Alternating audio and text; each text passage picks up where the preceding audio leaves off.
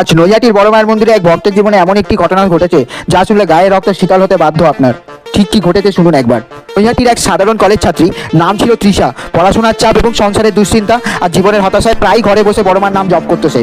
হঠাৎ করে একদিন রাত্রিবেলা পড়তে বসে হতাশ হয়ে বলল, মা, যদি সত্যিই তুমি থাকো, একবার আমার পাশে থাকো, করুণ পরিস্থিতিতে আমাকে উদ্ধার করো। এরপর যে ঘটনাটা ঘটেছে তা শুনলে আপনার হৃদস্পন্দন কেঁপে উঠতে বাধ্য।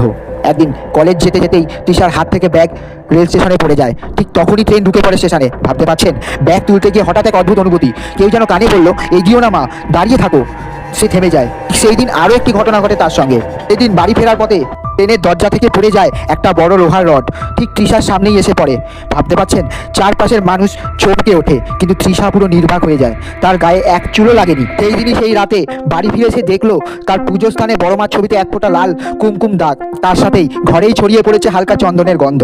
তৃষা বুঝলো, বড় মা শুধু মন্দিরে নন, বিশ্বাসে থাকলেই তিনি রক্ষা করেন যে কোনো স্থানে, যে কোনো অবস্থায়। তৃষা এও বলেন, আমি সবসময় বড় মার নাম জপ করতাম, আজ আমায় বড় মা বাঁচিয়েছে। তৃষা দেবী এও বলেন, ভক্তি আর বিশ্বাস দিয়ে বড় মার নাম জপ করলে বড় মা সকল ভক্তের মনস্কামনা পূরণ করে থাকেন। এই আজও ভক্তির টানে বড় মার মন্দিরে ভিড় জমায় সকল ভক্তেরা। সবই বড় মার আশীর্বাদ। বড় মা এরকম আরো অলৌকিক ঘটনা জানতে চ্যানেলটিকে সাবস্ক্রাইব করে পাশে থাকবেন। সবাই বলুন, জয় বড় মায়ের জয়।